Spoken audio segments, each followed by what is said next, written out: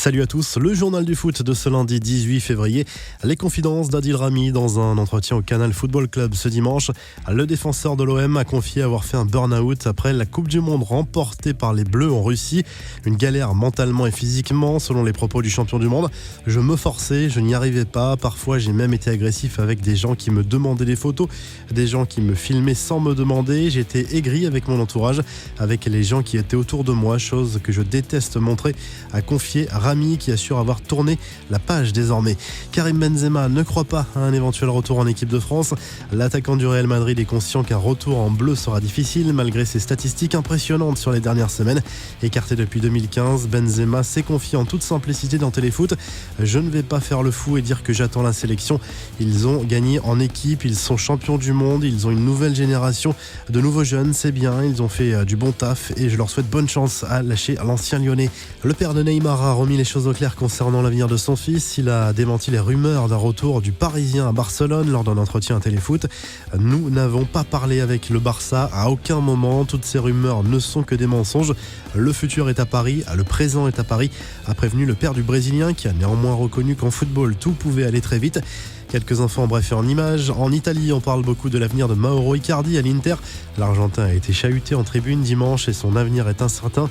Pourtant, lors d'un entretien accordé à l'émission Tiki Taka, la femme et agent de l'attaquant des Nerazzurri a versé quelques larmes et assuré que ce dernier voulait rester à l'Inter.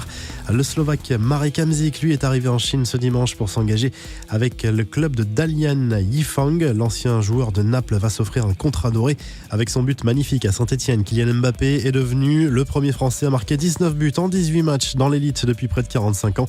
Robert Herbin de Saint-Etienne et Philippe Gondé de Nantes avaient réussi la même performance en 1965-1966.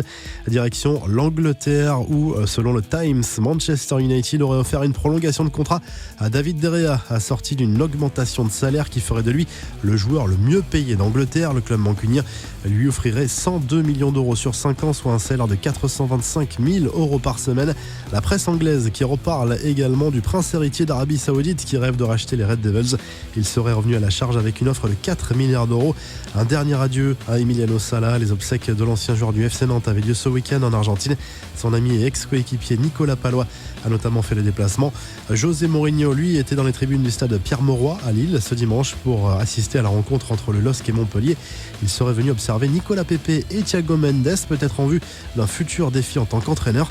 Le Portugais qui n'a pas fermé la porte à une arrivée en Ligue 1. Jean-Michel Aulas, lui, s'est confié à propos de son avenir lors d'un entretien accordé au Figaro. Le président lyonnais compte rester encore quelques années mais souhaite surtout gagner la Ligue des Champions avant de passer la main. Enfin, ce résultat incroyable en Série C italienne, la 3e division. Le club de Pro Piacenza, en proie à d'importantes difficultés financières, n'a aligné que 7 joueurs au coup d'envoi contre Cuneo. Résultat, une défaite 20-0. La revue de presse, le journal L'équipe revient sur la victoire du PSG à Saint-Etienne dimanche soir et ce but sublime de Kylian Mbappé.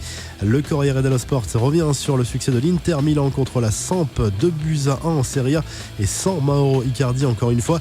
Tuttosport évoque le choc à venir entre l'Atlético et la Juve mercredi en Ligue des Champions, ainsi que les rumeurs du prochain mercato. En Espagne, le quotidien AS revient sur la grosse déception du Real Madrid qui a rechuté ce dimanche en Liga. Une défaite à domicile contre Gérone 2-1 qui fait très mal dans la course au titre. Vous retrouvez toute l'actu foot sur topmercato.com et à demain pour un nouveau journal du foot.